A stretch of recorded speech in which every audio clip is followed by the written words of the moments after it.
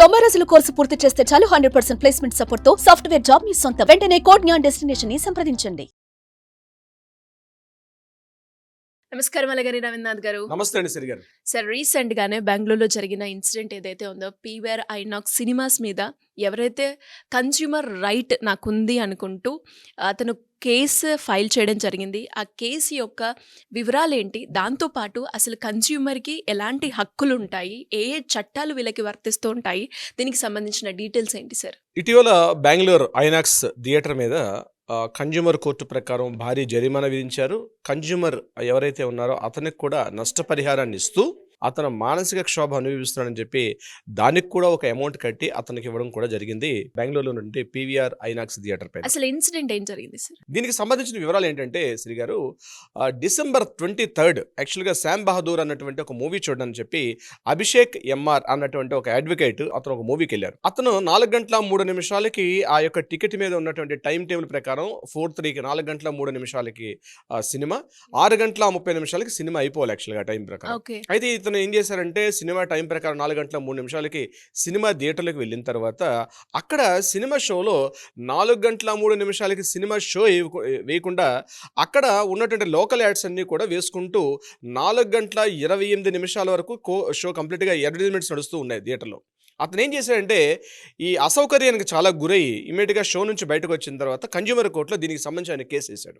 అంటే నేను యాక్చువల్గా 6:30కి సినిమా అయిపోతే నేను 6:50 కల్లా నేను నా ఆఫీస్కి వెళ్ళాలి, ఆఫీస్కి వెళ్ళకుండా ఈ షో టైమింగ్ లెంగ్త్ ఇవ్వడం వల్ల నాకు చాలా అసౌకర్యాన్ని గురి చేశారని చెప్తూ అతను వేశాడు.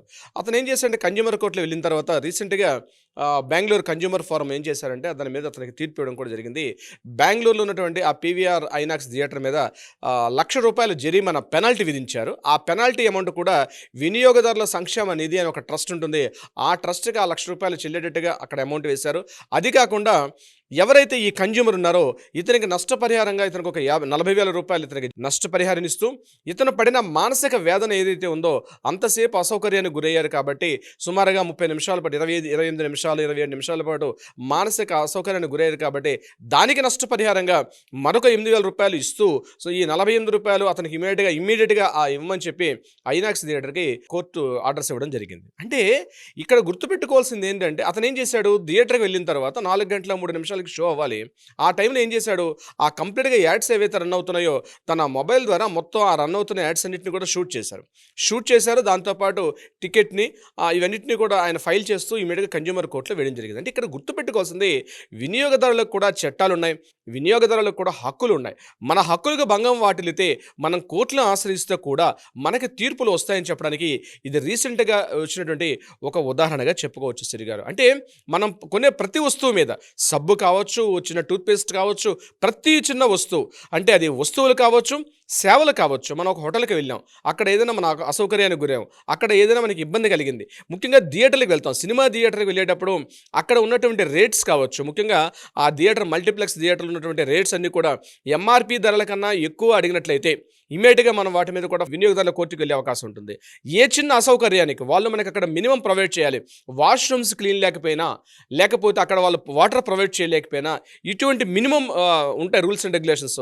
ఆ రూల్స్ని ప్రతి ఒక్క వినియోగదారుడు కూడా చట్టాల మీద అవగాహన ఉన్నవాళ్ళు, అదేవిధంగా వినియోగదారుల యొక్క హక్కులు కూడా తెలుసుకోవాల్సినటువంటి అవసరం కూడా ఉంది. అన్ని ₹100 మన అమౌంట్లు పెట్టి మనం సినిమా చూడడానికి వెళ్ళేటప్పుడు అక్కడ మనకి ఏ చిన్న అసౌకర్యానికి గురైనా, అంటే క్వాలిటీ లేక, ఇంకా చూడండి ఎలా చెప్తారంటే మల్టీప్లెక్స్ యొక్క దీంట్లో పిక్చర్ క్వాలిటీ ప్రాపర్గా లేకపోయినా, సౌండ్ సిస్టమ్ ప్రాపర్గా లేకపోయినా, సీటింగ్ సిస్టమ్ క్లీనింగ్గా లేకపోయినా, అక్కడ ఏమైనా కాస్త మనం వెళ్తున్న థియేటర్లో ఎలుకలు కావచ్చు, ర్యాట్స్ కావచ్చు, లేకపోతే ఇట్లాంటి ఏమైనా బొద్దింగలు కావచ్చు, ఇట్లాంటివి ఏమైనా కనిపించినా, వీటన్నిటికీ ఏమైనా ఏ చిన్న అసౌకర్యాన్ని కలిగించినా సరే మనం ఇమీడియట్గా కన్జ్యూమర్ కోర్టుని ఆశ్రయించి మన హక్కులని మనం కాపాడుకునే అవకాశాన్ని వినియోగదారుల యొక్క కోర్టుల ద్వారా మనం పొందే అవకాశం కూడా ఉంటుంది. అంటే నాట్ ఓన్లీ మల్టీప్లెక్స్ థియేటర్స్ ఒకటే కాదు, మీరు వేరే ఏదైనా హోటల్కి వెళ్ళారు, ఆ హోటల్లో మీరు అంతంత కాస్ట్లీ హోటల్, 3 స్టార్ హోటల్, చిన్న హోటల్ కాదు, అక్కడ ఫుడ్ క్వాలిటీ బాగాలేదనుకోండి, లేదా అక్కడ మీకు ఈవెన్ వాటర్ అన్నది ప్రతి ఒక్క హోటల్లో కూడా వాటర్ ప్రొవైడ్ చేయడం అనేది చాలా ఇంపార్టెంట్.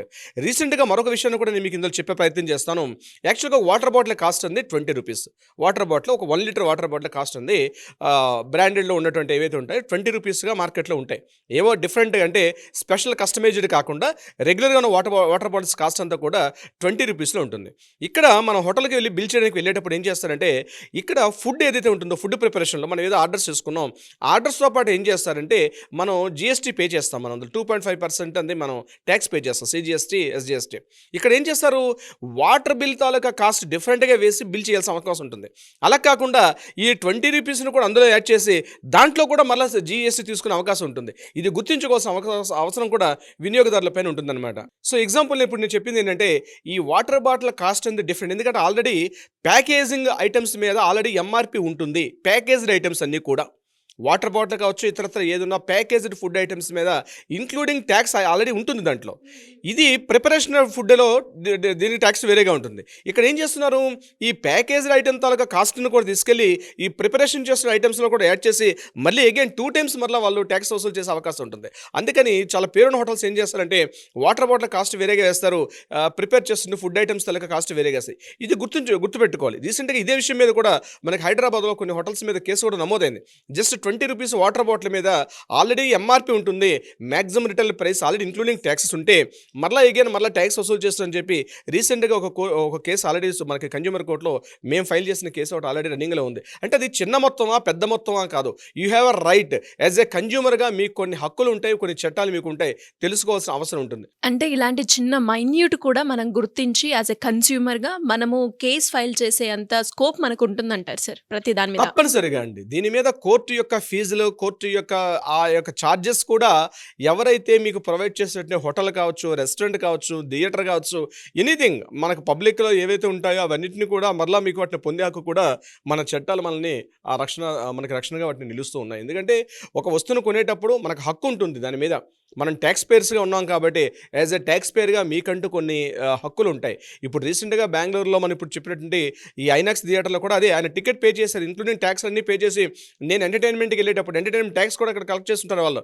నేను చేసేటప్పుడు ఇన్ టైంలో థియేటర్లో ఆ సినిమా వేయకుండా నన్ను 20 నిమిషాల పాటు అసౌకర్యానికి గురిచేసి మరలా మానసిక వేదన గురిచేసి నేను ఆఫీస్కి వెళ్ళేసరికి నా ఆఫీస్ ద్వారా నేను అక్కడ ఇబ్బందులకు గురయ్యాను. కాబట్టి అందుకని అతను వేస్తే అభిషేక్ ఎంఆర్ గారు వేసినటువంటి అతని కేసుకి ఇమీడియట్గా స్పందించి వితిన్ 40 days కోర్టు జడ్జిమెంట్ తీర్పు వచ్చింది. అయితే దీని మీద వల్ల వాళ్ళు అప్పీల్కి వెళ్తా ఉంటున్నారు. ఐనాక్స్ థియేటర్ వాళ్ళు అప్పీల్కి వెళ్తున్నట్టుగా ఒక న్యూస్ అయితే వచ్చింది. ఇది subject to the correction, I don't know exactly. So అంటే ఏదేమైనప్పుడు కూడా కన్జ్యూమర్ కొన్ని రైట్స్ అయితే ఉంటాయి, మన హక్కుల్ని మనం పొందాల్సిన అవసరం కూడా ఉంది మనకుంది. సిరి గారు, great information sir. Thank you so much. Thank you so much అండి.